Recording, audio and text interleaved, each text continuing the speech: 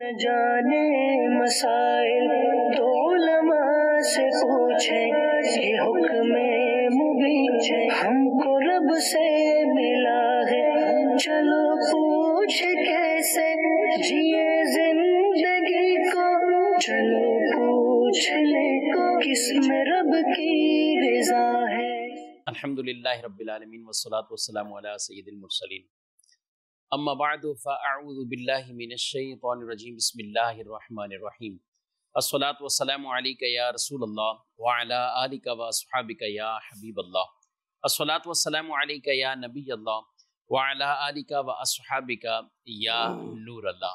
बदरी चंद के नाज़रीन, प्रोग्राम दारुल इफ्ता अहले सुन्नत में आपको खुशामदीद कहते हैं। अल्लाह रब्बुल आलमीन हम सबको दीन मतीन के अहकामात सीख कर उस पर अमल की तौफीक अता फरमाए। हमारे प्यारे रसूल सल्लल्लाहु अलैहि वसल्लम का फरमाने मुअज़्ज़म आलिशान है कि जो शख्स सुबह के वक्त 3 बार और शाम के वक्त 3 बार मेरी मोहब्बत से मुझ पर दुरूद भेजे, अल्लाह रब्बुल आलमीन के ज़िम्मा करम पर कि रब उसके सुबह और शाम के गुनाहों को माफ़ फरमा दे। कसरत से दुरूद को वैसे ही अपना मामूल बनाना चाहिए। कोशिश कीजिए सुबह शाम भी बारगाह रिसालत में दुरूद पाक भेजें, इंशाअल्लाह इसकी बरकतें हमें नसीब होंगी। अल्लाह रब्बुल आलमीन दुरूद पाक का सदका हम सब से आफात को, बलिजात को, मुसीबतों को, परेशानियों को हमसे दूर फरमाए और हमें आसानियाँ अता फरमाए, हमारी मुश्किलात को आसानियों में तब्दील फरमाए, दुखों को सुखों में तब्दील फरमाए। आमीन। सल्लु अलल हबीब सल्लल्लाहु तआला अला मुहम्मद सल्लल्लाहु अलैहि वसल्लम। सलातु व सलामुन अलैका या सय्यदी या रसूलल्लाह व अला आलिका व अस्हाबिका या सय्यदी या हबीबल्लाह। आज के इस प्रोग्राम में हमारे मेहमान हैं मुफ्ती कफील साहब। हज़रत आपको खुशामदीद कहते हैं। कैसे हैं मिजाज गिरामी आपके? अल्हम्दुलिल्लाह अला कुल्ली हाल। सवाल की तरफ बढ़ते हैं। मुफ्ती साहब ये बताइए, ये इरशाद फरमाएं कि आदमी को जब कभी कोई खुशी मिलती है तो उस वक्त ठीक है, शुक्राने के नवाफिल भी आदमी अगर अदा कर ले अच्छी बात है, लेकिन नफिल नहीं पढ़ता, सिर्फ सजदा ही करता है, तो इसके क्या कुछ शरई अहकाम है और ये करना चाहिए, क्या कहते हैं? बिस्मिल्लाहिर्रहमानिर्रहीम। जी बिल्कुल, सजदा शुक्र अल्लाह तबारक व तआला का शुक्र बजा लाते हुए इंसान का अपने सर को रब ताला की बारगाह में झुका देना, सजदा शुक्र करना, यकीनन ये एक सआदत मंदी की बात है और एक सवाब का काम भी है। और सजदा शुक्र बहरहाल जायज़ काम पर ही करना चाहिए। बाज़ लोगों को खुशी तो मिलती हैं और बाज़ खुशियाँ नाजायज़ भी होती हैं, तो नाजायज़ काम के ऊपर तो सजदा शुक्र की क्या माना, उससे तो इंसान को तौबा करनी चाहिए। बहरहाल अगर जायज़ खुशी उसे मिली है तो अगर मौका है कर ले, जबकि मकरूह वक्त ना हो, सजदा शुक्र अदा करें। अलबत्ता सजदा शुक्र का भी बावुज़ू होना ज़रूरी है। ऐसा नहीं कि हम बोलें कि जनाब वुज़ू नहीं था तो इसलिए नमाज नहीं पढ़ सका तो चले सजदा शुक्र अदा कर लेता हूँ, तो ऐसा नहीं, सजदा शुक्र भी बावुज़ू करना चाहिए। मखसूस तरीका नहीं है इंसान जो है वो अल्लाह अकबर कहकर जो है वो डायरेक्ट सजदे के अंदर जो है वो चला जाए, बस यही जो है वो सजदा शुक्र है। तस्बीहात उसके अंदर जितनी चाहे पढ़ सकता है, यानी बावुज़ू भी हो, इस्तिक़बाल किबला भी, जी किबले की जानिब जो है वो रुख भी, वो शराइत पूरी होंगी नमाज के, नमाज की जो शराइत है वो तमाम पूरी होना जरूरी है। ठीक है। और इसके अंदर मकरूह वक्त और जिन औकात में नवाफिल पढ़ने की ममानत है असर के बाद, वही वो जैसे बारिश में वो भी लिखा है कि इनमें भी सजदा शुक्र के हवाले से करना चाहिए। हाँ, तो ये भी ख्याल रखना होगा ना इन चीजों का भी। अब बज़ाहिर बाज़ का आदमी समझता है नहीं वो नेकी कर रहा है, भाई बिल्कुल सजदे में चला गया। आपने बहुत अच्छे पॉइंट की तरफ तवज्जो दिलाई कि उस खुशी को भी देखा जाए कि खुशी वो कौन सी है। ठीक है, कई जायज सैकड़ों खुशियां मिलती हैं और करना चाहिए उस वक्त आदमी अल्लाह के हुजूर सजदा शुक्र भी अदा करे, अल्लाह की उस नेमत पर कुछ शुक्राने के तौर पर सदका भी अदा करे, कुछ किसी की मदद कर दे, कुछ और नेकी का काम कर ले, ये बिल्कुल अच्छी चीजें हैं। लेकिन ये सारी चीजों के पीछे वो देखी जाए कि वो खुशी क्या है। بعض اوقات خوشیاں ایسی کہ جن کے اوپر تو آدمی کلمہ شکر کیا معاذ اللہ، اس پر یہ پڑھنا یا اس طرح کی چیزیں کرنا یہ خود ان کو کسی طرح کے گناہ کے اندر یا بعض اوقات معاذ اللہ کفر کے اندر اس کو نہ ڈال دیں. ایسا ہی ہے کئی چیزیں ایسی. جی بالکل ایسا ہی ہے. جیسے خدا نہ خواستہ کسی کو رشوت کے اندر بہت بڑا مال مل گیا، تو حرام مال ملا ہے، اب اس حرام مال کے اوپر اس کا جو ہے وہ شکر ادا کرنا، یعنی ایک اعتبار سے تو انسان کو قلبی اعتبار سے خوشی ہوگی کہ ایک مال جیسی دولت اس کے پاس جو ہے وہ آئی ہے، لیکن وہ آئی جو ہے وہ حرام ذریعے سے. تو اس وقت تو جو ہے وہ توبہ کرنی چاہیے اور اس چیز کو واپس جو ہے وہ کرنا چاہیے، نہ یہ کہ بندہ اس کے اوپر جو ہے وہ شکر ادا کرے. تو ان باتوں کا خیال رکھنا جو ہے وہ ضروری ہے کہ سجدہ شکر جائز کاموں پر ہی کریں. اور بہرحال جیسے آپ نے کہا کہ یہ تمام شرائط ہیں کہ سجدہ شکر کے اندر بھی ان تمام باتوں کا خیال رکھنا ضروری ہے کہ بندہ پاک ہو، باوضو ہو، مکروہ وقت نہ ہو، استقبال قبلہ ہو. اب اگر ایسا ہے کہ مکروہ وقت ہے تو اس صورت کے اندر بھی شکر تو رب تعالیٰ کا ادا کیا جا سکتا ہے. سجدہ شکر کے علاوہ آپ کر سکتے ہیں زبانی طور پہ الحمدللہ کہہ لیں، ذکر و اذکار پڑھ لیں، تسبیحات جو ہے وہ پڑھ لیں، یا نیت کر لیں کہ جب یہ مکروہ ختم ہو جائے گا تو میں 2 رکعت جو ہے وہ نماز جو ہے وہ ادا کروں گا. صدقہ و خیرات کر کے بھی بندہ جو ہے وہ رب تعالیٰ کا شکر ادا کر سکتا ہے. تو بہرحال اللہ کی جانب سے جو بھی نعمت ملے ہمیں اس پر اللہ تبارک و تعالیٰ کا شکر ادا کرنا چاہیے. ٹھیک ہے جی. مزید سوال میں والے سے بات کر رہا ہوں. سوال یہ ہے کہ عورت جب فوت ہو جاتی ہے اس کی میت جو ہوتی ہے اس کے اوپر وہ کیا مہندی کے پاؤں پہ یا ہاتھ پہ لگا سکتے ہیں؟ ٹھیک ہے. انتقال پہ مہندی لگائی جاتی ہے. بعض اوقات ہوتا ہے یہ کچھ رواج بھی ہیں کہ اگر لڑکی ہے ابھی کنواری ہے، اس کی شادی نہیں ہوئی، اس کا انتقال ہو جائے تو اس کو بطور خاص مہندی یا کچھ جیولی پہنا کر اسے ایک خاص جیسے دلہن بنا دیا جاتا ہے. اسی طرح لڑکوں کے حوالے سے بھی اگر کسی کنوارے لڑکے کا وہ انتقال ہوتا ہے یا بالخصوص شادی کے دن کے قریب ہوں اور انتقال ہو جاتا ہے کسی بھی حادثے میں، تو اس کو بھی ایک دولہا کی طرح اس کو کوئی ہاتھ میں بھی کچھ پہنا دیا، کچھ اس کے سر پر بھی کچھ ایسے لگا دیا. کیا کہیں گے؟ دیکھیں میت بہرحال زینت میت کے لیے جائز نہیں ہے، اور مہندی کا جہاں تک تعلق ہے تو اس کا تعلق زینت کے ساتھ ہے. اگرچہ دوا کے طور پہ بھی استعمال ہے، لیکن یہاں پر لگانے والے جس مقصد کے لیے لگا رہے ہیں وہ جو ہے وہ دوا غرض نہیں ہے کہ مرنے والے کو اب کیا علاج جو ہے وہ کرنا. تو یہاں پر تو زینت مقصود ہے. تو عورت ہو یا مرد ہو، مرد کو تو زندگی کے اندر بھی جو مہندی منع ہے تو بدرجہ اولا جو ہے وہ اس وقت بھی منع ہوگی، اور عورت کو اگرچہ زندگی میں جائز ہے لیکن بہرحال اب اس کے جسم کو جو کہ مردہ ہو چکا ہے مہندی لگانا یا سرما لگانا، یا وہی آپ کی بات کے کنوارے ہونے کی وجہ سے ان کے اوپر کوئی زیب و زینت کی ایسی چیزیں جو ہے وہ کرنا، تو اس کی اسلام میں ہرگز اجازت نہیں ہے. کیونکہ جو مردہ ہوتا ہے، بلکہ مردہ تو دور کی بات ہے، بلکہ مردہ جس قبر میں جاتا ہے اس قبر کو بھی کہا گیا کہ یہ عبرت کی جگہ ہے. تو خود مردے سے بھی عبرت لینی چاہیے، نہ یہ کہ اسے زیب و زینت جو ہے وہ کر کے اسے جو ہے وہ کچھ کا کچھ بنا دیا جائے. تو میت سے تو انسان کو عبرت حاصل کرنی چاہیے کہ کس طرح ہماری طرح ہنستا جاگتا انسان تھا اور آج جو ہے وہ اس دنیا سے رخصت ہونے جا رہا ہے، رخصت ہو ہی چکا ہے، عنقریب ہم سے اس کا جسم بھی جو ہے وہ جدا ہو جائے گا. تو بہرحال ایسے مواقع پر ہرگز کسی بھی قسم کی زیب و زینت اختیار کرنے کی یا لگانے کی اجازت نہیں ہے. سرما لگانے کی بھی اجازت نہیں ہے، اور دیگر امور جو بھی کیے جاتے ہیں زیب و زینت کے حوالے سے ان کی ہرگز اجازت نہیں. بلکہ اگر کوئی زیور وہ پہنے ہوئے ہیں تو وہ زیور بھی اتار لیے جائیں گے. ہاں البتہ اگر کوئی ایسا زیور پھنس گیا ہے کہ وہ میت کو تکلیف دیے بغیر نکلنا ممکن نہیں ہے تو اس کو چھوڑنا جدا چیز ہے، جبکہ وہ اتنی مالیت والا جو ہے وہ نہ ہو.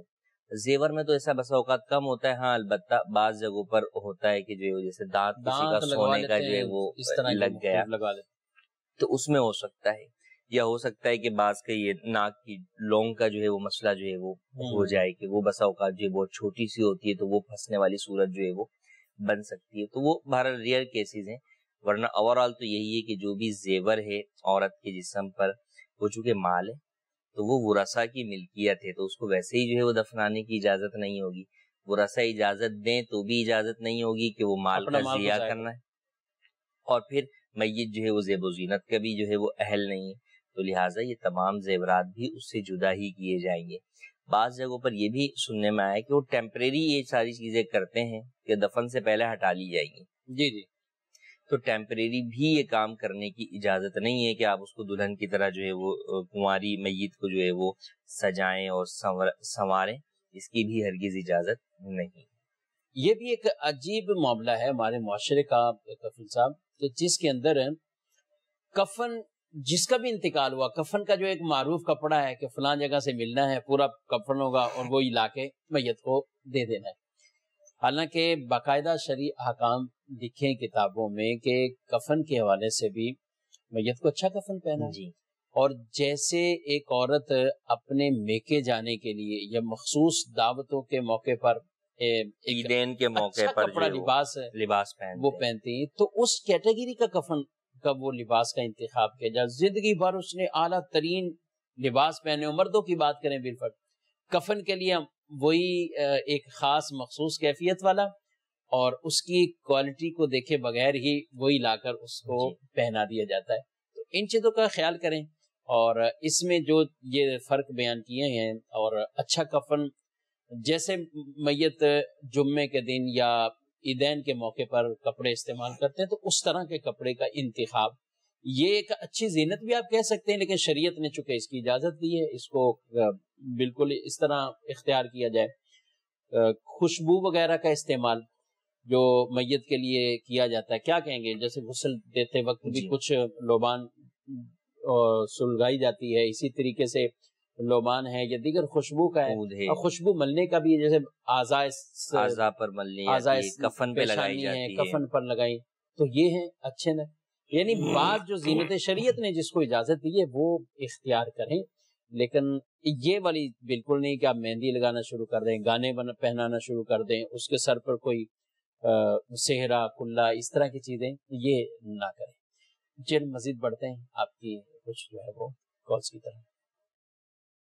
آپ سے یہ سوال کرنا ہے کہ چھوٹا دودھ پیتا بچہ اگر وہ ماں پر پیشاب کرتا ہے کپڑوں پہ تو وہ دھو کے نماز پڑھ لینا جائز ہے؟ بچہ چھوٹا تو بار بار پیشاب کرتا ہے، تو وہ مختلف جگہوں پہ کپڑوں پہ پیشاب کر دیتا ہے، تو وہ چینج کرنے لازمی ہے یا اس جگہ سے دوبارہ دھو کے پھر نماز پڑھ سکتے ہیں؟ چھوٹا بچہ ہے پیشاب کرتا ہے تو ظاہر بچے کا کام ہے، اور عام طور پہ ماں کی گود میں ہوتا ہے، کپڑے تو خراب کرے گا، لیکن ظاہر اس میں سستی بعض اوقات یہ کہہ لیں یا اس کو کیا کہیں کہ بہت غفلت بس اوقات ہوتی ہے کہ بس ٹھیک ہے تھوڑا سا پانی ایسے ہی چھینٹے کچھ لگا دیں، ہاتھ پھیر دیں اور گیلا کپڑا کچھ لگا دیں. کیا کرنا چاہیے؟ ایک دن کے بھی دودھ پیتے بچے کا پیشاب ناپاک ہے، اور بہرحال کپڑوں پر لگے گا تو اسے ناپاک تو کرے گا، اور جب کوئی چیز ناپاک ہوگی تو اس کے پاک کرنے کے جو شرعی طریقہ کار ہیں اس کے مطابق ہی وہ پاک ہو. ٹھیک ہے. فقط جو ہے وہ تھوڑا سا پانی ڈال دینا یا گیلا ہاتھ پھیر دینا اسے پاک نہیں کرے گا، اور جتنی بار ہو تو بھی جتنی بار ہوگا اتنی بار جو ہے وہ اسے جو ہے وہ پاک کرنا ہوگا. کپڑے تبدیل کرنا ہی ضروری نہیں ہوتا، ہاں پاک کرنا ضروری ہوتا ہے. ہاں پاک کرنا اگر ممکن نہ ہو تو پھر آپ کو تبدیل کرنے کی طرف جو ہے وہ جانا پڑے گا. عمومی طور پر یہ جب نجاست لگتی ہے تو یہ درہم سے زیادہ ہی ہوتی ہے. جی بالکل. تو لہٰذا اسے پاک کیے بغیر جو ہے وہ ان کپڑوں میں نماز پڑھنا جائز نہیں ہے. اب معاملہ چونکہ یہ بار بار ہوتا ہے تو اس کے مختلف حل اختیار کیے جا سکتے ہیں کہ نماز کے لیے علیحدہ لباس رکھ لیا جائے، بالکل، تاکہ اس وقت کے اندر وہ لباس جو ہے وہ پہنا جائے نماز کے وقت میں، اور نماز پڑھ کر وہ لباس جو ہے وہ تبدیل کر دیا جائے. آخر بہرحال ایسے کپڑے پہن کر کوئی بھی شادیوں کے اندر دعوتوں کے اندر بھی تو نہیں جاتا، وہاں کے لیے بھی تو خاص اہتمام جو ہے وہ کرتے ہیں. تو یوں ہی اللہ تبارک و تعالیٰ کی بارگاہ جو سب سے بڑی بارگاہ ہے اس میں جانے کے لیے بھی خاص اہتمام کرنا چاہیے.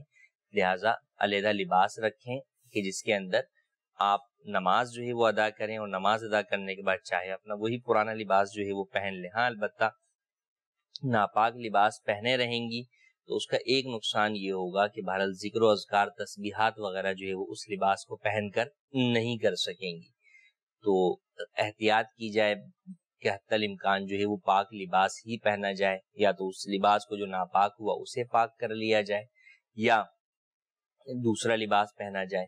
لیکن بہرحال اگر عام حالت کے اندر احتیاط نہیں بھی ہو پا رہی تو نماز کے معاملے میں تو بہرحال خاص طور پر لباس کو تبدیل کرنا ہوگا یا شرعی طریقہ کار کے مطابق پاک ہی کرنا ہوگا. چھوٹے بچے کا پیشاب ہو یا بڑے کا ہو، ہر ایک کا پیشاب کا حکم ایک ہی ہے کہ وہ ناپاک ہے، نجاست غلیظہ ہے. ٹھیک ہے، میسج ایک شامل کرتے ہیں، کہتے ہیں کہ حضرت خضر علیہ السلام کے حوالے سے ہم فاتحہ کر سکتے ہیں؟ جی ہاں، بالکل کر سکتے ہیں. حضرت خضر علیہ السلام جمہور قول کے مطابق اللہ تبارک و تعالیٰ کے نبی ہیں، اور آپ اللہ تبارک و تعالیٰ کے ان انبیاء کرام میں سے ایک ہیں کہ جن کو لمحے بھر کے لیے بھی جن پر موت اب تک طاری نہیں ہوئی. یوں تو تمام انبیاء کرام ہی جو ہے وہ زندہ ہیں اپنی قبروں کے اندر، لیکن لمحے بھر کے لیے ان کو کل نفس ذائقۃ الموت کے تحت ایک لمحے بھر کے لیے جو ہے وہ موت طاری ہوئی، اور اس کے بعد دوبارہ وہ اپنی حالت زندگانی میں ہی ہے. لیکن یہ دو بزرگ حضرت خضر علیہ السلام اور حضرت الیاس علیہ السلام، ان پر لمحے بھر کے لیے بھی طاری نہیں ہوئی. تو بالکل انبیاء علیہ السلام کی کے اعتبار سے بھی نہیں کیا جا سکتا ہے. ہاں، ہو سکتا ہے کہ ذہن میں کسی کے یہ ہو گئے زندہ ہیں تو پھر ان کو کیوں کر سکتے ہیں. تو بالکل زندہ افراد کو بھی ایصال ثواب کیا جا سکتا ہے، اپنے زندہ والدین کو بھی ایصال ثواب کر سکتے ہیں، اپنے بہن بھائیوں کو بھی کر سکتے ہیں، پیر و مرشد کو بھی کر سکتے ہیں، ہمارے لیے بھی آپ کر سکتے ہیں. تو اس میں کوئی حرج نہیں. زندہ افراد کے لیے بھی ایصال ثواب نیکیاں دی جا سکتی ہیں. حضرت ابو ہریرہ رضی اللہ تعالیٰ عنہ نے ایک قافلہ جا رہا تھا مسجد اشعار، اس کے حوالے سے فضیلت والی جگہ ہے، تو آپ نے اس قافلے والوں کو یہ کہا کہ میرے لیے وہاں 2 رکعت پڑھ لینا. 2 رکعت میرے لیے وہاں پر نماز تو اللہ کی پڑھنی ہے، لیکن یعنی اس کا ثواب حضرت ابو ہریرہ رضی اللہ تعالیٰ عنہ ان کی طرف سے وہ نماز پڑھ لیں. تو زندہ افراد کو بھی بالکل کیا جا سکتا ہے اور کرنا چاہیے. ہمارا معمول اگرچہ عام طور پر جو دعاؤں میں ہے وہ ایسوں کے لیے ہی کہ جو دنیا سے وصال کر چکے ہیں، بزرگ ہوں یا گھر والے والدین ہیں مرحومین ہیں، اس طرح کے ہیں، تو ہم ان کو کر رہے ہوتے ہیں. بعض اوقات کفیل صاحب اگر کسی زندہ کا نام لے لیا جاتا ہے نا دعا میں، تو وہ بڑی ایک لوگوں کو بھی ایک تشویش والا معاملہ کہ یہ کیا بھائی، ابھی انہوں نے اتنوں کو تو سب کو مرحومین کو، تو کیا کرنا چاہیے اس کا؟ زندہ افراد کے لیے پھر الگ سے کچھ کرنے، بالفرض کسی کا دل یہ ثواب میرے پیر و مرشد کو پہنچے، یہ ثواب ہمارے اساتذہ کو پہنچے، یہ ثواب اپنے والدین، اور والدین حیات ہیں، تو کیا کہیں گے اس کو؟ لوگ یہ سمجھتے ہیں کہ کہیں ان کی مرنے کی دعا تو نہیں مانگ رہے. جی اس طرح ایسا ہرگز نہیں ہے، بالکل کر سکتے ہیں ایصال ثواب. حیات لوگوں کو بھی جو ہے وہ کر سکتے ہیں. اب یہ ہے کہ لوگوں کی تشویش کو دور کرنے کے لیے الگ سے کر لیں کہ اور زندہ افراد میں سے میرے ان جو ہے وہ بزرگوں کو بھی جو ہے وہ یہ ثواب ایصال کرتا ہوں، اللہ تبارک و تعالیٰ ان کے بھی نامہ اعمال کے اندر جو ہے وہ اس کا ثواب درج فرمائے. اس طرح دعا کی جا سکتی ہے. ٹھیک ہے. سوال ہے لیاقت پور سے، کہتے ہیں کہ کیا گھر والے سب ایک ساتھ ہی جنت میں جائیں گے؟ جی ہاں، اگر سارے جنتی ہوں گے تو انشاءاللہ ایک ساتھ جو ہے وہ جنت کے اندر ساتھ ہی جو ہے وہ ہوں گے. جیسے قرآن کریم کی آیت مبارکہ میں بھی ہے کہ درجے جو ہے وہ بلند ہوں گے، بعض کے اور بعض کے جو ہے وہ کم ہوں گے، لیکن اللہ تبارک و تعالیٰ اپنی رحمت سے ان کی اولادوں کو ان کے والدین کے قریب جو ہے وہ جنت کے اندر کر دے گا. ماشاءاللہ. اور جس قرآن پاک میں جس کا حساب بھی آسان ہوگا، یسیر ہوگا، تو وہ بڑا مسرور ہو کر خوشی خوشی اپنے اہل کے ساتھ جائے گا، ان کی طرف جائے گا. تو یہ جو یہاں پر اس کا اپنے گھر والوں کی طرف جانا ہے، تو وہ بخشش جن کی ہو چکی ہے، بخشش یافتہ ہیں، ان کی طرف خوشی خوشی وہ جائے گا. اور دعا مانگنی چاہیے اللہ سے حساب یسیر ہو، آسان حساب ہو. نبی پاک علیہ السلام کی تعلیم بھی ہے، اللہم حاسبنی حسابا یسیرا، اے اللہ ہمارا آسان حساب ہو. اور آسان حساب جسے حدیث میں بتایا گیا کہ یہ کیا ہوگا، فرمایا کہ یہ ہے کہ جس سے پوچھ گچھ ہو لیکن اس کے خطاؤں سے گناہوں سے درگزر کر دیا جائے. نیکیاں اس کی ہیں لیکن اس کی غلطیوں پر اسے پوچھا جائے اور اس سے درگزر کر دیا جائے، یعنی اس کو کوئی کسی طرح کا عتاب یا کسی طرح کا عذاب نہ ہو. یہ ہے آسان حساب. اور کچھ وہ ہوں گے جن کا حساب ہی نہیں ہوگا، وہ ہوگا بلا حساب. اور پھر آگے تیسری کیٹیگری وہ کہ حساب بھی، پوچھ گچھ بھی، اور اس کے بعد ان پر عتاب کا سلسلہ، اور پھر آگے عذاب کا سلسلہ. یعنی کچھ ایسے سخت ہوں گے جن پر عذاب، اور پھر کچھ وہ ہیں کہ جن میں عذاب کی بھی سختی ہے۔ اللہم اجرنا من النار وقنا عذاب النار، دعا اللہ سے مانگتے رہیں اللہ ہمیں عذاب سے محفوظ رکھے، جہنم کی آگ سے محفوظ رکھے، اور ہمارا آسان حساب ہو۔ مزید سوال لیتے ہیں۔ مفتی صاحب کی بارگاہ میں یہ عرض ہے کہ رہنمائی فرمائے کہ اگر کسی پر غسل فرض ہو اور وہ نہانے کے لیے گیا، ناک میں پانی چڑھائے، کلی بھی کر لی اور نہا لیا، نہا کے آ کے نماز کے لیے تکبیر تحریمہ پڑھ کے نماز شروع کر دی، بعد میں اس کو یاد آیا کہ میں نے حلق تک پانی نہیں پہنچا دیا، یعنی غرغرہ وغیرہ نہیں کیا تھا، تو اب وہ اس صورت میں وہ نماز توڑے گا یا نماز پوری کر کے دوبارہ پڑھے گا؟ رہنمائی فرمائے۔ جی، غرغرہ کرنا جو ہے وہ غسل کا فرض نہیں ہے، البتہ بہتر ہے کہ غرغرہ جو ہے وہ کر لیا جائے، لیکن اگر غرغرہ کیے بغیر بھی منہ کے اندرونی حصے کے اندر مکمل جو ہے وہ کلی اس طرح کی کہ پانی جو ہے وہ ہر جگہ پہنچ گیا، تو اس صورت کے اندر جو کلی کا فرض ہے غسل کا وہ ادا ہو گیا۔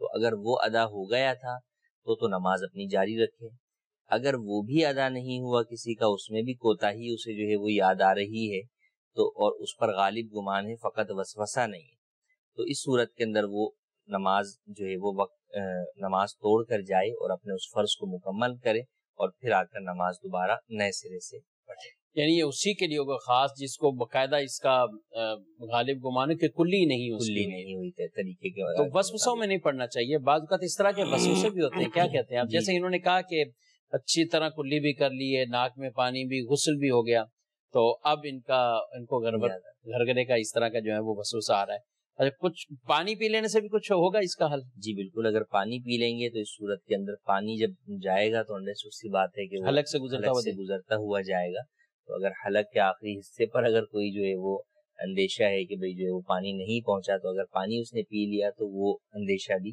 ختم ہو جائے گا۔ تو جن کو اس طرح کا وسوسہ آتا ہے روزہ نہیں ہو تو یہ کام کر لے کریں بھائی، تو آپ کو وسوسے بھی نہیں آئیں گے۔ جی مزید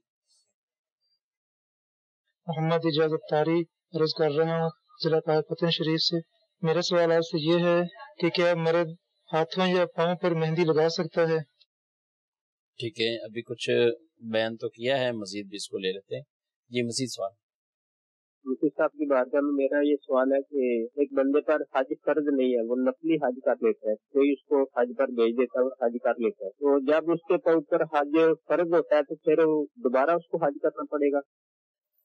ٹھیک ہے بھی، شرعی فقیر گویا کہ ہوا یا جس پر حج فرض نہیں ہے اس کو کسی نے حج کر دیا۔ پہلے مختصراً اس کا جواب دے دیں کہ مہندی کہنے کہ مرد ہاتھ پاؤں پہ لگا۔ جی، مرد کے لیے ہاتھ پاؤں پر مہندی لگانا جائز نہیں ہے۔ مرد جو ہے وہ سر اور داڑھی کے بالوں میں تو لگا سکتا ہے، لیکن ہاتھ پیروں پر مرد کے لیے مہندی لگانا جائز نہیں۔ ٹھیک ہے، دوسرا یہ کہ حج کسی نے کروا دیا، اب دوبارہ کبھی زندگی میں موقع ایسا ملا کہ ان کے پاس پیسہ اپنا ذاتی آ گیا اتنا، تو کیا کہیں گے؟ دار و مدار اس پر ہے کہ انہوں نے وہ جو حج کیا تھا وہ کس نیت سے کیا تھا۔ اگر مطلق حج کی نیت سے کیا تھا یا حج فرض کی نیت سے کیا تھا تو حج فرض ادا ہو گیا، اگرچہ کسی اور کے مال سے حج پر گئے تھے۔ ہاں، اگر اس وقت انہوں نے حج بدل کیا کسی کا یا خود ہی یہ نیت کی کہ میں حج نفل کرنے جا رہا ہوں، تو اب اس صورت میں حج فرض ادا نہیں ہوا۔ پھر اگر بعد میں دوبارہ صاحب استطاعت ہوئے تو اس وقت حج فرض کرنا ہوگا۔ عمومی طور پہ جو لوگ اس طرح کسی کے بھیجنے پر جاتے ہیں اور حج بدل کی صورت نہ ہو تو وہ حج کی نیت کر کے جا رہے ہوتے ہیں۔ اگر حج فرض کی نیت نہ بھی ہو تو مطلق حج کی نیت سے جاتے ہیں، تو اگر مطلق حج کی نیت سے بھی حج کر لیا تو حج فرض ادا ہو جائے گا۔ حج فرض ادا ہو جائے گا اس میں، لیکن وہ بڑی خاص صورتیں ہوں گی نا حج بدل کے لیے بطور خاص کچھ ان شرائط کا خیال رکھتے ہوئے۔ یہ ایک تو ایسے ہی جیسے کمپنی کا اونر ہے بھی، چلے بھی ٹھیک ہے آپ چلے جائیں بھی، حج پہ چلے جائیں، اب وہ اپنے طور پہ نیت کر لیتے ہیں کہ ان کے حج سے میں اپنے مرحوم والد کو ثواب پہنچا دوں گا، فلاں کو یہ ثواب ان کے لیے ہو جائے گا، یہ ان کی طرف سے ایک طرح کا جو اصالِ ثواب کے طور پر ثواب والا حج ہوتا ہے، وہ بھی جو ہے وہ نفلی حج گویا کہ ان کی طرف سے کروایا جا رہا ہوتا ہے۔ وہ حج بدل جو ہے وہ نہیں ہوتا۔ اس میں بھی یہ ان کی اپنی حج کی اگر نیت کریں گے، مطلق حج کی یا حج فرض کی نیت کریں گے تو بالکل ان کا حج فرض ادا ہو جائے گا۔ اگر انہوں نے بھی قصداً اس میں نیت یہ کر لی کہ میں حج نفل ہی ادا کر رہا ہوں تو پھر جو ہے وہ ان کا حج نفل ادا ہوگا۔ ٹھیک ہے جی، مزید سوال۔ میری نا والدہ جو ہے وہ ٹخنوں میں اور گھٹنوں میں درد کی وجہ سے نا کبھی کبھار چارپائی پہ جو ہے نماز پڑھ لیتی ہیں، تو کیا یہ جائز ہے؟ 4 पाई पर नमाज पढ़ना, और इनको कुछ तकलीफ भी है, वालिदा भी इनकी ज़ाहिर उम्र भी ज़्यादा होगी, अल्लाह शिफा दे, तंदुरुस्ती अता फरमाए, क्या कहेंगे? देखिए, चारपाई के ऊपर नमाज पढ़ना एक ये है कि चारपाई पर बैठे हैं और रुकू सजदा जो है वो इशारे के साथ करके नमाज अदा कर रहे हैं, तो इसका तो शरई हुक्म ये है कि अगर इनको ज़मीन पर इनकी वालिदा सजदा करने पर कादिर हैं या ज़मीन पर कादिर नहीं है लेकिन ज़मीन से ऊंची 12 उंगल की किसी चीज़ के ऊपर सजदा करने पर कादिर हैं, तो हुक्म यही होगा कि ये ज़मीन या ज़मीन से बुलंद 12 उंगल की किसी चीज़ के ऊपर ही सजदा करें। अगर उस पर सजदा करने पर कादिर नहीं है तो फिर इस सूरत में चारपाई पर बैठकर इशारे से रुकू सजदा करके नमाज अदा कर सकती है। और अगर ये है कि चारपाई के ऊपर जो है वो बैठकर मुकम्मल जो है वो सजदा वगैरह भी चारपाई पर ही करें, तो चूंकि जो चारपाई होती है वो जो है वो फ्लेक्सिबल होती है, अप एंड डाउन होती है, तो उसके ऊपर सजदा जो है वो मुमकिन नहीं है। हाँ, अगर इस तरह जो है वो अदायगी करनी है तो फिर उसके लिए कोई लकड़ी का तख्त वगैरह हो तो उसके ऊपर अदायगी की जा सकती है। ठीक है, लेकिन एक जैसे जिस पर वैसे सजदा नहीं है, कोई ऐसी कैफियत में आ गया जैसे आमतौर पर जो सोफे पे बैठ के पढ़ रहे होते हैं, या माजूर है कि जिसको हकीकी सजदा नहीं कर सकता, ना कोई ऐसी चीज के वो कितने जमीन से बुलंद 9 इंच जी 9 इंच ऐसी कोई बुलंद चीज उसको भी रखकर वो नहीं पढ़ पा रहा, तो अब इसने बैठकर पढ़नी है, चाहे कुर्सी पर, तख्त पर या चारपाई पर, तो क्या करें? कहीं भी बैठकर जो है पढ़ सकता है। हाँ, बस वो जहाँ बैठकर पढ़ रहा है उस जगह का पाक होना जरूरी। ठीक है, उस जगह का पाक होना जरूरी है। तो जो इस तरह की कैटेगरी के जो शराइत खास बयान की गई हैं, जिनको कुर्सी पर नमाज पढ़ने की इजाजत हो शरई तौर पर, और ये हर एक के लिए नहीं होता ऑप्शन। आजकल बहुत एक ऐसा स्टाइल बन गया है मस्जिदों में, तो कफील साहब अब ऐसा लग रहा है मुझे कि बाज ऐलान होंगे बाज़ कि अब कुर्सियों की भी सफ़ें सीधी कर लें, इसकी भी, यानी एक तरफ आप देखते हैं कई बड़ी बड़ी मसाजिद में, अच्छा लोग भी पता नहीं इसको बहुत वो एक सवाब का काम समझते हुए ना, अच्छा सिर्फ 10-20 कुर्सियां 50 और लाग रख दो, मस्जिद वाले कहाँ संभालेंगे उसको कुर्सियों को? पहले तो ये होता कुर्सी की इतनी हाजत है जी। बाज जगह हम कहीं बड़ी जगह जाते हैं तो बिलफत हमारा फैदान मदीना, ठीक है, इतनी कुर्सियों की भरमार नहीं है, लेकिन अगर किसी को हाजत जरूरत होती है तो उसको फिर कहीं ना कहीं सूरत मिल जाती है और वो लेके बैठ जाता है, ना होने के बराबर है। लेकिन बाज मसाजिद में तो इस कदर ज्यादा है और जिम्मेदारी सब ने समझ ली कि बस मुझे अब बैठ कर ही पढ़नी है नमाज, 1-2 मरतबा पढ़ते हैं उनको सुकून मिलता है, तो फिर बस वो बैठ कर ही जो है ये अपना जिस चीज की सहूलत मिलती है उस एतबार से लोग फिर अपने आप को वैसे ही ढालना भी शुरू कर देते हैं। जी बिल्कुल। तो जहाँ कुर्सियां नहीं होती तो वहाँ जैसे तैसे जमीन पे बैठकर भी, जिनसे नहीं भी पढ़ी आ रही वो जमीन पर बैठकर भी पढ़ सकते हैं। लेकिन जब जो है वो कुर्सी नजर आना शुरू हो जाती हैं तो वो फिर जो आहिस्ता आहिस्ता जो है वो कुर्सी, आप देखें हरम शरीफ में ना, जब ये मामलात नहीं थे, जब ज्यादा रश होते थे, ये सब चीजें होती हैं, तो हरम शरीफ में भी इस कदर कोई हर जगह पे कुर्सी नहीं अवेलेबल, मिना है, अरफात है, ये सब जगह है, बूढ़े बूढ़े ज़ईफ लोग, तो ज़ाहिर अब कुछ भी नहीं है तो आप पढ़ते हैं बिल्कुल उसी तरीके से नॉर्मल अंदाज से पढ़ते हैं। तो मैं सिर्फ मशवरा दूंगा, ये फर्ज नमाज है और इसके लिए कम अज कम हमें जरूर समझना चाहिए कि इसकी क्या अंदाज इख्तियार करें कि हमारी इस फर्ज नमाज में किसी तरह का फर्क ना आए। मैंने इसके एक इनफरादी कोशिश का तजर्बा किया, बड़ी कामयाब हुई। जब हमारा ये मुफ्ती फजील साहब का रिसाला आया कुर्सी पर नमाज पढ़ने के हवाले से, तो एक बुजुर्ग थे माशाल्लाह जो खुद कुर्सी पर नमाज पढ़ते थे, अब उनका विसाल हो चुका है, अल्लाह उनकी मग़फ़िरत फरमाए। तो उन्होंने वो पास आए और इसी तरह का कोई मसला पूछा, तो बहुत समझदार थे। मैंने उनको जब इसके कहा ये कुर्सी के हवाले से तो ये अहकाम है, उनको रिसाला दिया। आप यकीन करें अब वो थे ऐसे, उन्होंने फिर आगे जब ऐसे बाबों को या ऐसी कैटेगरी के लोगों को समझाया ना, तो फर्क पड़ा उसका कि यार ये बात तो सही कर रहे हैं कि अगर हमारी कैफियत ऐसी है कि हम खड़े नहीं हो सकते और जमीन पर बैठ सकते हैं और सजदा जमीन पर हो सकता है, तो हमें कुर्सी पर जायज नहीं है, फिर इस तरह सजदा छोड़ना ये चीजें जायज नहीं, तो फिर उससे काफी फर्क पड़ा।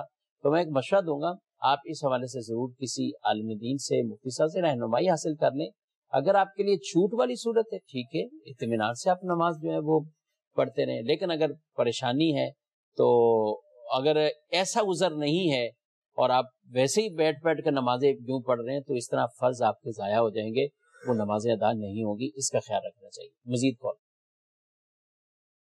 میرا مجھ سے یہ سوال ہے، اگر بندہ عمرے پہ جائے تو احرام کی حالت میں غسل فرض ہو جائے تو پھر کیا کرنا چاہیے؟ ٹھیک ہے، مزید۔ نماز تشریف پڑھتے ہوئے بجلی بند ہو گئی، اندھیرا ہو گئی، لائٹ آن کرنی ہے، کیا طریقہ کریں گے؟ نماز چھوڑ کر لائٹ آن کریں گے یا اسی طرح نماز پڑھ لیں گے؟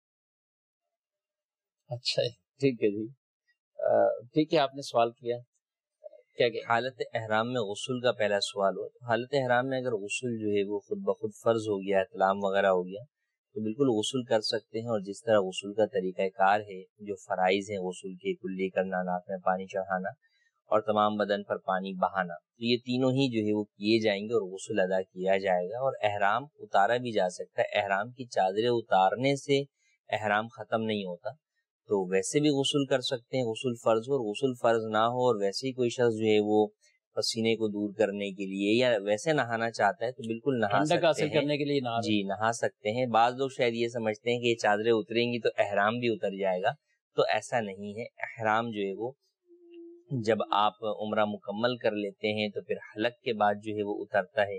ہاں اگر کوئی قصدن جو ہے وہ احرام اتارے اس نیت سے کہ جناب میں احرام کی پابندیاں جو ہے وہ اپنے اوپر سے ختم کرنے کے لیے احرام اتار رہا ہوں، تو وہ جدا بات ہے، ورنہ فقط جو ہے وہ احرام کی چادریں اتارنا، انہیں تبدیل کرنا یا نہانے کے لیے اتارنا، ان سے کوئی احرام پر فرق نہیں پڑتا۔ ٹھیک ہے، دوسرا سوال جو اندھیرے میں نماز پڑھنا جو ہے وہ جائز ہے، نماز پڑھ سکتے ہیں، ہاں البتہ اتنا اندھیرا کہ جس کے اندر جو ہے وہ وحشت آنا شروع ہو جائے تو اس میں نماز پڑھنے سے منع کیا گیا۔ تو عمومی طور پہ لائٹ جانے کے صورتحال کے اندر عموماً ایسی کیفیات گھروں میں نہیں ہوتی، کیونکہ وہاں پر کوئی ایسی وحشت والی صورت جو ہے وہ نہیں ہوتی، تو اس میں آپ نماز کنٹینیو رکھیں، اپنی نماز جاری رکھیں، نماز توڑ کر جو ہے اب وہ نماز لائٹ بھی انہوں نے جلانا جو کوئی سوال ضروری پوچھا ہے نا، نہیں ہے۔ خاص نماز تسبیح کا پوچھا ہے کہ صلاۃ التسبیح ہے، اور صلاۃ التسبیح میں ایک ظاہر طویل نماز ہے، تو کیا کوئی 4 رکعت کی نیت کر کے 2 پہ ختم ہو سکتی ہے یہ صورت؟ 2 کے اوپر نماز تو ختم ہو سکتی ہے کہ صلاۃ التسبیح جو ہے وہ نفل ہے، اور نفل نماز کی ہر 2 رکعت ایک شفا قرار پاتی ہے، وہ ایک مکمل نماز ٹھیک ہے، ہوتی ہے، تو یوں 2 رکعت پر مکمل وہ تو خاص ہو جائے فضیلت گی۔ نہیں حاصل ہوگی۔ جی وہ 4 رکعت والی فضیلت جو ہے وہ حاصل نہیں ہوگی۔ تو بہرحال ضروری نہیں ہے کہ آپ جو ہے وہ لائٹ جلائیں ہی جلائیں، آپ بغیر لائٹ جلائے بھی اپنی نماز مکمل کر سکتے ہیں۔ ٹھیک ہے، چاش نماز کا کہہ رہے ہیں کہ میسج ہے کہ کب تک اس کا وقت ہوتا ہے، کتنی رکعتیں پڑھنی چاہیے؟ زہوہ کبریٰ جسے ہم زوال کا وقت جو ہے وہ عام عوام میں کہتے ہیں، اس تک اس کا وقت ہوتا ہے، اس سے پہلے پہلے جو ہے وہ پڑھ سکتے ہیں۔ زہوہ کبریٰ کا وقت شروع ہو گیا تو اب مزید نہیں پڑھ سکتے۔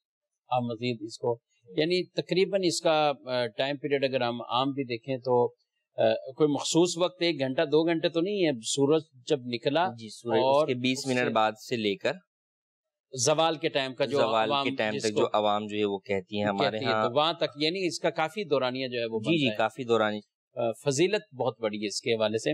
ایک حدیث پاک ہے کفیل بھائی، نبی کریم علیہ السلام نے فرمایا ہے، یہ مسلم شریف کی حدیث ہے کہ آدمی پر اس کے ہر جوڑ کے بدلے میں صدقہ ہے، اور کل 360 جوڑ ہیں آدمی کے بدن کے اندر ہی۔ تو ارشاد فرمایا کہ ہر تسبیح صدقہ، ہر حمد صدقہ، لا الہ الا اللہ کہنا صدقہ، اللہ اکبر کہنا صدقہ، اچھی بات کا حکم کرنا صدقہ، بری بات سے منع کرنا صدقہ ہے، اور ان سب کی طرف سے 2 رکعتیں چاشت کی کفایت کرتی ہے۔ 2 رکعتیں چاشت کی، ایسوں کے لیے اللہ جو 12 پڑھے گا فضیلت ہے اس کی زیادہ، اس کے لیے حدیث پاک میں فرمایا اللہ اس کے لیے سونے کا محل جنت کے اندر بنائے گا۔ تو اللہ عمل کی توفیق عطا فرمائے، پڑھنی چاہیے مزید۔ اور کیا ناظرین پوچھا جائے؟ اگر ایک مسلمان عرب شریف میں رہتا ہے کام کاج کے لیے، تو جب حج کا موقع آتا ہے تو وہ کہتا ہے کہ چلے یار میں حج کر لوں کیونکہ یہ فرض ہے، لیکن اس وقت اس پہ فرض نہیں ہوا ہوتا، لیکن وہ حج کر لیتا ہے، اور اب وہ پاکستان آ جاتا ہے پکا، تو اب بھی اس پر حج فرض نہیں ہے، تو کیا اس کا وہ حج نفل ہوا یا فرض ادا ہو گیا؟ رہنمائی فرما دیں۔ جی، جب وہ وہاں پر رہتا ہے اور آپ کہہ رہے ہیں کہ اس پر حج فرض نہیں ہے، اس سے کیا مراد ہے؟ کیونکہ جب کوئی شخص وہاں پر رہ رہا ہے اور اس کے پاس اب اتنے پیسے ہونا ضروری نہیں ہے کہ جتنے پاکستان سے چاہیے، وہاں پہنچ گیا، اب تو وہ وہاں پہنچا ہوا ہے، اب تو وہ جس شہر میں ہے وہاں سے اس کو آگے جانے کے لیے جو ہے وہ جتنی قدرت دیکھی جائے گی کہ آنے آنے کا جو خرچ ہو رہا ہے یا ان ایام کا جو خرچ ہو رہا ہے وہ دیکھا جائے گا، وہ عموماً بہت تھوڑا بنے گا، بلکہ جو مکے کے اندر ہی رہتا ہے اس کے لیے وہ بھی نہیں دیکھا جائے گا، وہ تو پیدل بھی اس کے لیے جانے کا جو ہے وہ حکم ہوگا کہ وہ جائے۔ تو لہٰذا عمومی طور پر وہاں پر رہنے والوں پر حج فرض کی کیفیت اس اعتبار سے تو بن جاتی ہے کہ وہ من استطاع الیہ سبیلا، کہ راستے کے اعتبار سے بہرحال وہ وہاں پر پہنچنے پر قادر ہوتے ہیں، تو یوں حج فرض بھی ہو جاتا ہے۔ بہرحال اگر فرض نہیں تھا پھر بھی اس نے مطلق حج کی نیت سے حج کر لیا تو حج فرض ادا ہو جائے گا، اس کا دوبارہ کرنے کی حاجت نہیں۔ ٹھیک ہے، وضو کرتے ہوئے کہتے ہیں آئینہ نہیں دیکھنا چاہیے، یا دیکھ لیا تو کوئی مسئلہ ہوگا، کیا کہیں؟ شرعی اعتبار سے ایسی کوئی پابندی نہیں ہے، دیکھ لیا تو اس سے بھی کوئی حرج واقع نہیں ہوگا۔ وضو کے بعد بھی دیکھ سکتے ہیں؟ جی بالکل، وضو کے بعد بھی دیکھ سکتے ہیں۔ جی مزید؟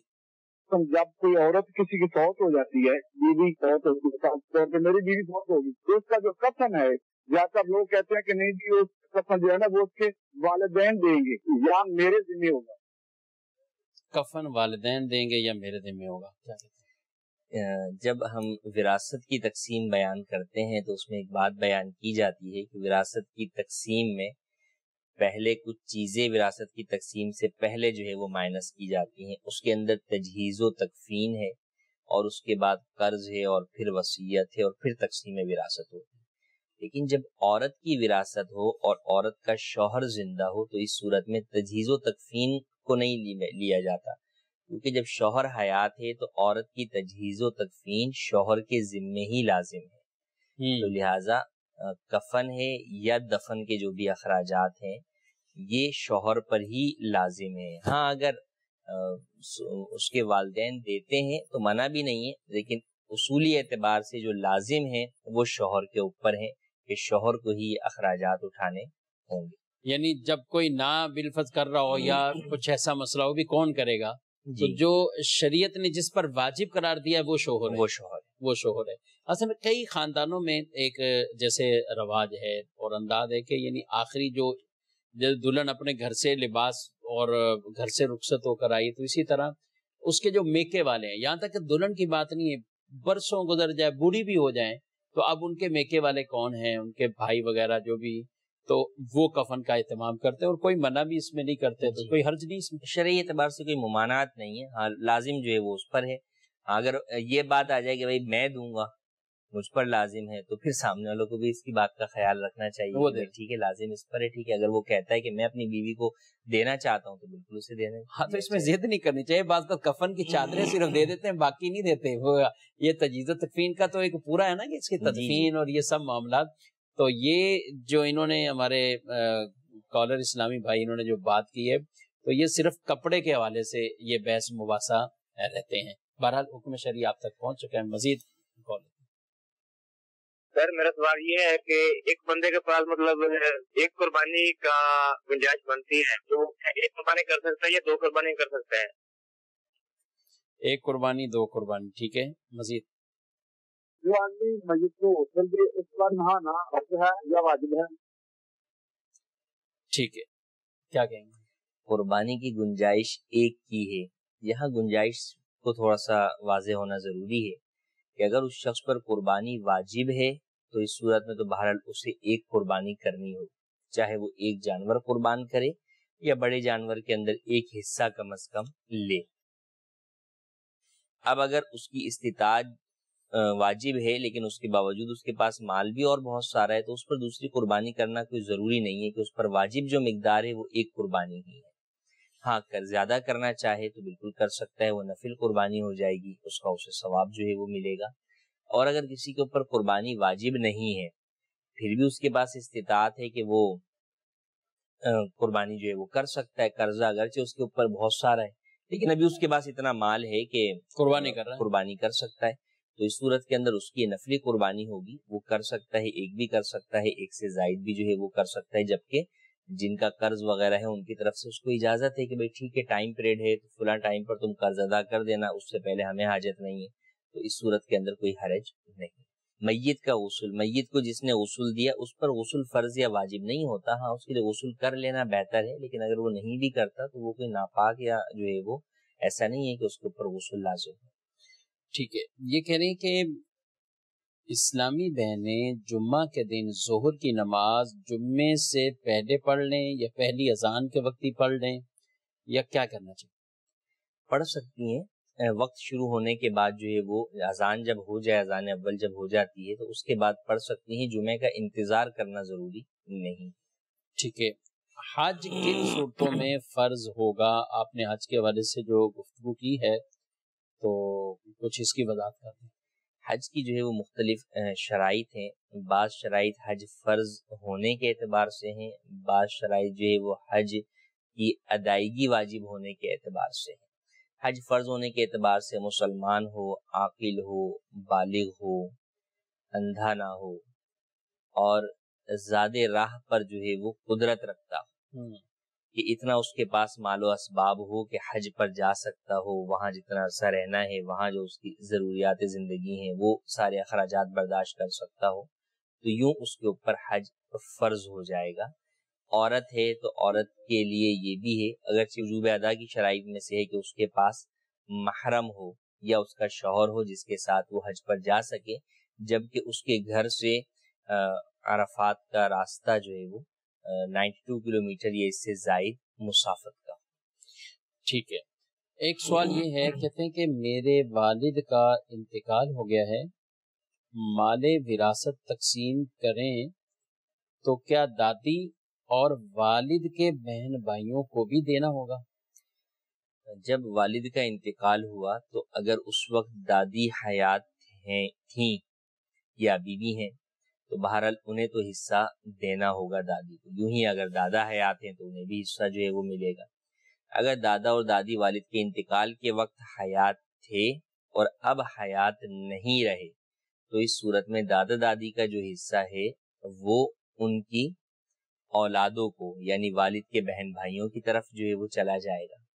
یوں ہی اگر والد کی فقط جو ہے وہ بیٹیاں ہیں، بیٹے کوئی نہیں ہے تو اس صورت میں، اور دادا بھی نہیں ہے، تو اس صورت کے اندر بھی بیٹیوں کو دینے کے بعد جو مال بچے گا وہ والد کے بھائی بہنوں کی طرف بھی جائے گا۔ تو وراثت کی مختلف جو ہے وہ صورتیں بنیں گی۔ بہرحال یہ بات ذہن ان کی اولاد میں کیا ہے؟ یہ خود جنہوں نے سوال کیا ہے یہ صرف بیٹے ہی ہیں یا بیٹیاں ہیں؟ بیٹیاں ہیں۔ بہرحال یہ بنیادی سی بات ہے کہ دادا دادی اگر حیات ہیں تو انہیں حصہ دیا جائے گا، اگر انتقال کر گئے لیکن انتقال والد کے بعد ہوئے تو بھی ان کا حصہ بنے گا۔ بعض لوگ یہ سمجھتے ہیں کہ بھئی ہمارے والد کا کمایا ہوا پیسہ ہے، تو جو آپ کے والد کو ملا ہے وہ کون سا ان کا کمایا ہوا تھا؟ وہ بھی تو ان کے باپ کا کمایا ہوا پیسہ ہی انہیں ملا تھا۔ اچھا، بالفرض کیا ہو انہوں نے کمایا ہو، شروع سے ہی کمایا ہو، لیکن جو وراثت کے حصے ہیں تقسیم کاری اس کے مطابق جی وہی میں کہہ رہا ہوں کہ آپ کو جو مل رہا ہے وہ کون سا جو ہے وہ آپ کا کمایا ملا، آپ کے باپ کا ہی کمایا ہوا تو مل رہا ہے۔ کسی کا کمایا ہوا کسے مل رہا ہوتا ہے، لیکن کیوں مل رہا ہے؟ شریعت کے احکام کی بنیاد پر مل رہا ہے کہ وہ اس کا وارث ہے۔ جس طرح اولاد وارث ہوتی ہے اسی طرح والدین بھی وارث ہوتے ہیں۔ اللہ تعالیٰ مجھے آپ کو عمل کی توفیق عطا فرمائے۔ مدنی چینل دیکھتے رہیے۔ فی امان اللہ۔ جانے مسائل تو علماء سے پوچھیں، یہ حکم مبین ہم کو رب سے ملا ہے، چلو پوچھ کیسے جیے زندگی کو، چلو پوچھ لے کس میں رب کی